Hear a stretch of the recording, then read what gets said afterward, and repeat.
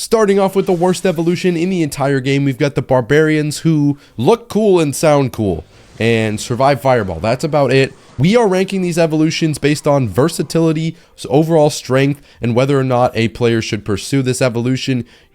It fails miserably in all those categories. At number 26, the Royal Giant. Now, why the Royal Giant? It is a very good card, a top 5 win condition in the game, but the evolution itself it kills skeleton armies. There's no stat differences. It does the exact same thing, except it knocks back some cards sometimes, which makes it get like maybe one extra shot. It doesn't do anything. Unfortunately, the new Musketeer falls at number 25. It is a complete flop because it is hard to get value out of the Musketeer. She often isn't played like the way you would play her to get value with the ability. She's shooting I mean, just look at it. She's shooting skeletons. Overall, decks with Musketeer in them just usually have better evolutions. Yes, you can get value out of it sometimes, but it's overall just a pretty crappy evolution. Coming in at number 24, the Wall Breakers. Be honest with me, have you ever even seen these things? They do work as like a royal delivery sometimes, which I guess is kind of cool. And they used to be extremely broken, but now they're just there, I guess. Again, Wall Breakers aren't even that good right now, and even if they were, there are most definitely better evolutions you can fit in the Wall Breakers decks. So Wall Breakers evolutions they kind of don't do that much. Coming in at number 23, the Goblin Drill evolution, which had one of maybe the craziest fall-offs of all time. This card was maybe a top 3 card in the game, definitely the best evolution, and it just fell off really hard after a bunch of nerfs and the fact that Drill just kind of fell out of the meta. So if you're looking to build a deck around this evolution, it's really not the right time to do it. It's a very risky pick, and it's very difficult to rely on getting drill damage in this meta after the nerfs. Coming in at number 22 is the Goblin Giant evolution, and this is a slightly controversial take because it can be a really oppressive card. The problem is, if we're going to step back and look at the Goblin Giant evolution, he really doesn't win you matchups that you would lose. For example, people that can stop a Goblin Giant can deal with a few extra goblins, whether they have bomb towers, splash units, barbarians, eye drags. It really doesn't do anything to change the flow of the game, and it's kind of, Goblin Giant can be oppressive. It has really good metas. It's just not a very strong, consistent evolution, so it falls to number 22. Coming in at number 21, arguably the most hot card in Clash Royale, outside of the Inferno Dragon, the Archers. Now, the problem with Archers is, first of all, the Archers as a card just suck. So trying to fit Archers into your deck is already going to be a problem. If you don't play them like extremely properly, they won't get value. Overall, the Archers just have so many counters, aren't a very consistent card to put in your deck because they don't get value half of the time. And although they can kind of turn the tide of the game, I guess, if you can get good value out of them, there are so many better options, like just the Firecracker. Why would I run the Archers over like the Firecracker or pretty much any other ranged unit? Coming in at number 20, the Battle Ram. This thing was like looking to be the most powerful evolution of all time when it was sneak peeked, which is why we don't overreact to sneak peeks, because this thing entered the game and did absolutely nothing. Now, the problem with the Battle Ram is, again, am I gonna put a Battle Ram in my deck, dude? How am I gonna fit a Battle Ram in my deck? Like, come on. We see a recurring theme that the Battle Ram is not a consistent evolution. It can be stopped pretty easily if your opponent has the right cards. And yes, the Battle Ram can get value every once in a while and can be oppressive, but I can't name any good reason to use the Battle Ram over the Ram Rider, for example. Coming in at number 19, the Tesla, which, to a similar fate of the Goblin Drill, was a top 5 evolution just a little while ago and is now fallen into irrelevancy because it is just not as good as it has been. So if I'm running a Tesla or a deck with Tesla in it, I probably have better evolutions to put in the deck. Overall, the Tesla is a fine evolution to play. It just really doesn't move the needle that much, and you could probably find better evolutions to put in your deck than the Tesla. Coming in at number 18, the Knight, which is kind of interesting. The card is a good evolution. I mean, it does what it needs to do. It's a good tank. There's no wow factor. You're not going to win a game because of the Evolved Knight. It's a good evolution. It's just, it doesn't do that much. And it probably isn't worth being one of your staple evolutions. We've got the skeletons at 17, which is a really controversial take for some people.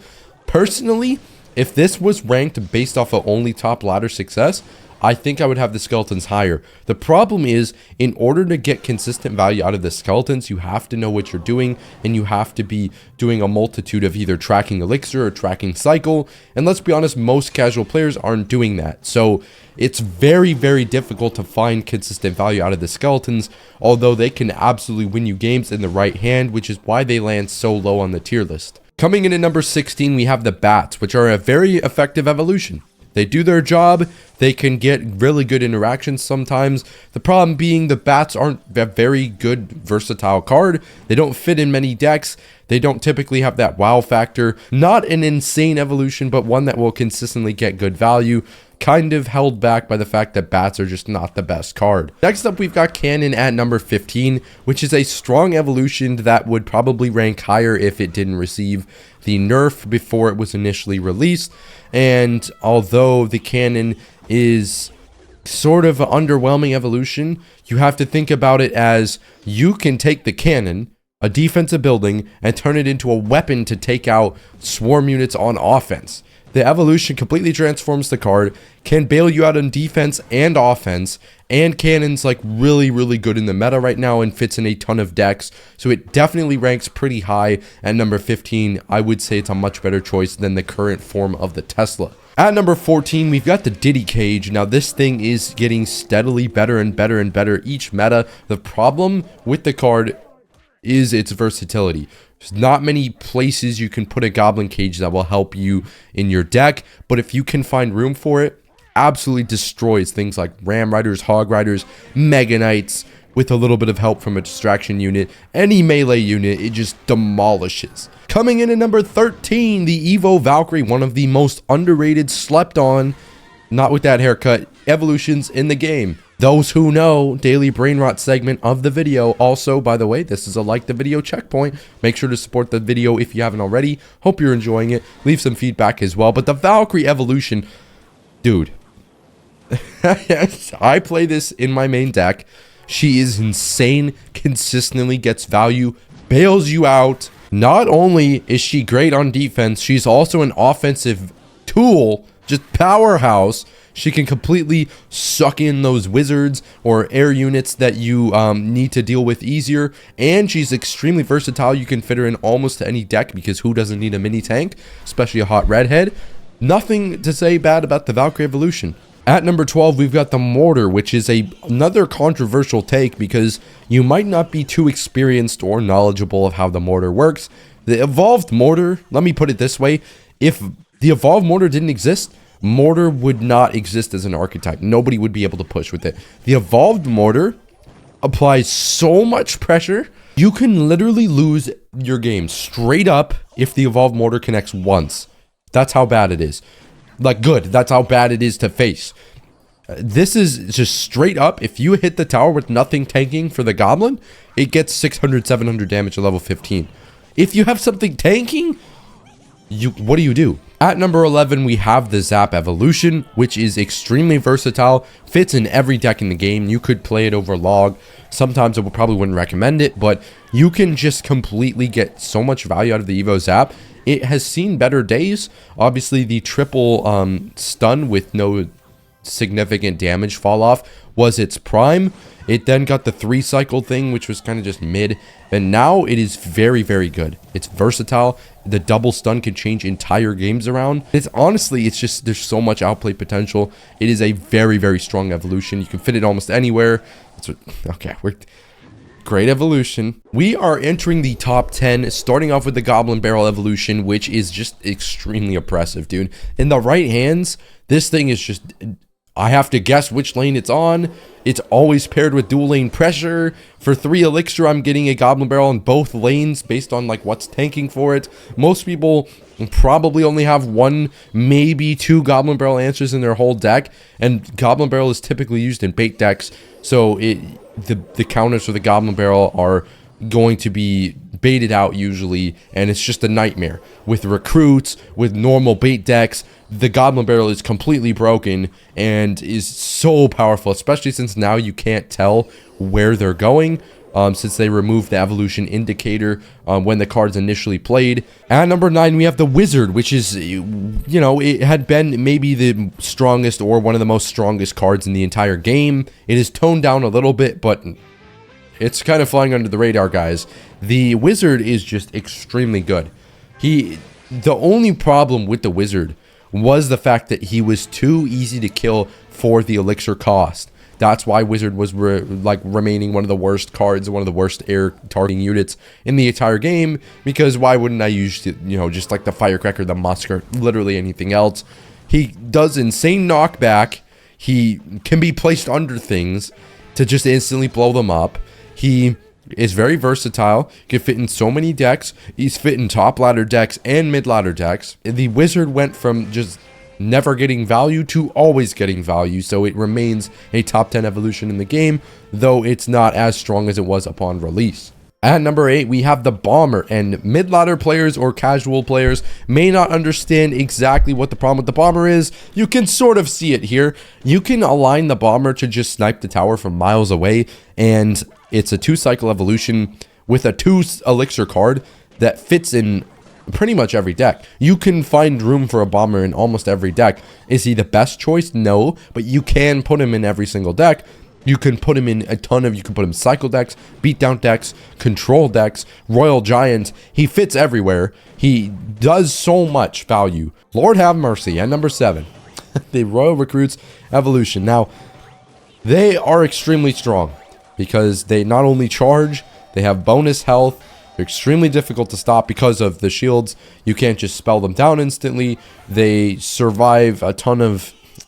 I mean, it's just... It's nonsense to try and face this card because most of the time, when you're going up against a recruits deck, they will have more than one option to go up and back up their dual lane pressure. As you can see with most recruits decks, there's often Hogs, Flying Machine, Spear Goblins, or Goblin Gang. Anything you can split, they will split. And now you have to defend what seems to be 2 lanes of pushes for half the price. Although, obviously, there are some counters. It is usually very hard for the average Joe to stop Royal Recruits. And they are extremely easy to play. And an evolution and archetype that's pretty strong right now. I definitely recommend playing it. This is probably one of the most controversial picks in this entire tier list. Number 6, the Firecracker. The Firecracker is almost completely irrelevant on top ladder and in top ladder decks. Why this is, maybe it has something to do with it being very predictable at top ladder, or there just being better options instead of the Firecracker. The Firecracker can win you games straight up. We are looking at the most used evolution in the entire game. I believe at like a 19% use rate in ranked ladder. Which is all the way from Challenger 1 to like top 1 in the world. And it's insane. It's oppressive. Everybody already knows the problems with the Firecracker, man. We've all faced it. And it gets extremely amounts of value. It's hard to counter. Oftentimes, if people use it right, it'll be in a cycle deck. So maybe you have arrows for it, but you can't keep up with this card. And it's extremely strong. It will always get value in most of the game. And just because it's not one of the strongest evolutions on top ladder doesn't mean that this is a bad evolution. At number 5, we have the Giant Snowball evolution. And this is crazy to put this thing at number 5. Look at it. Dude, look at that. It's going to not only apply the look at this, dude. Not only is it going to apply the slowdown effects from the initial Snowball, like the original one, it's going to drag the card, push them back 4 tiles. It's going to do this to everything that it hits. This thing is going to be the complete bailout on defense and offense. And the Snowball, you might not play it, or you might not have even thought of playing it. You can replace it for Log, Arrow, Zap. You can put this thing in your deck. It's not that difficult. This is not an evolution like the Battle Ram that you're never going to use or you can't find room for. You can use this. And you can just completely dominate. I think it just looks broken, extremely strong. As you can see, it's going to be giving you guys so much more damage. You have to be aware of where the Snowball evolution is at all times if you're going up against it. This thing looks insane, man. At number 4, everybody's favorite, the Mega Knight evolution. And the pekka meta has just kind of hid the Mega Knight in the closet, so to speak, if you understand my lingo. And we haven't been on top ladder worried about the Mega Knight. Meanwhile, everybody's fighting for their lives because every 5th game, every 4th game, maybe every 3rd game is the Mega Knight, and you face it game after game after game after game because we were already all running the Mega Knight and you decide to give it an evolution. It's versatile. It goes without saying. It shoves things back. It jumps on pretty much everything. It is just an offensive powerhouse. It's insanely hard to stop. I guess if you built your deck to counter the Mega Knight, you won't have as big of an issue. But if you're just not, if you have any deck that's not 100% designed to counter the Mega Knight, this thing is going to roll you. And obviously, yeah, it's slow against eye towers. But all you have to do is make sure that you have something for air cards or to reset. And then you're just going to get endless value out of the Mega Knight. At number 3, the Electro Dragon. Kind of overshadowed by the Goblin Sign being the best card of all time because lightning is everywhere. And so the E-Drag won't see extreme amounts of value when lightning is in the meta. As soon as lightning goes out of the meta, this thing's going to be even better and even more prevalent. Look at it. If any 2 units are next to each other, they die instantly. Maybe 2-second wait. The E-Drag, although not versatile as in you can't just randomly put it in decks, it makes every beatdown deck a menace. And this thing, if you play 2v2 ladder, you know what the problem with this card is insane. Defensive value through the roof. Offensive value through the roof. Pair it with a NATO. Suck everything in there. This thing just demolishes. Oh, I just had a crazy lift. Maybe people can make an argument for it being too high. But you understand that although the use rate is low, this thing is oppressive. This thing can win you games straight up. And against an inexperienced player, they are going to get absolutely rolled. Well, well, well. How the turntables, my friends. This has gone from maybe the worst evolution in Clash Royale history to top 2 in the game. Does this seem like a stretch? Maybe. You might be taken aback. You might be furiously typing up in the comments. What the hell? This is the 2nd best evolution in the game. Let me talk you through it. The cycle decks. There's not a single cycle deck in the game that can't run an Ice Spirit. Ice Spirit, on defense, let's say you are, oh my gosh, you're pounding him all game. You finally, after 3 minutes and 23 seconds of devoted offense, finally get that chance to break through. The Evo Ice Spirit is there to ruin your day. You think that you have defense covered? Evo Ice Spirit freezes your main DPS unit. Evo Ice Spirit freezes your building. Evo Ice Spirit freezes your push. As if cycle players needed any more help. And last but most certainly not least, is the Pekka evolution. Now, things could change, but given that Pekka is the best deck in the meta right now, the card is just broken. Maybe the one thing besides its speed that you could say it doesn't have is survivability.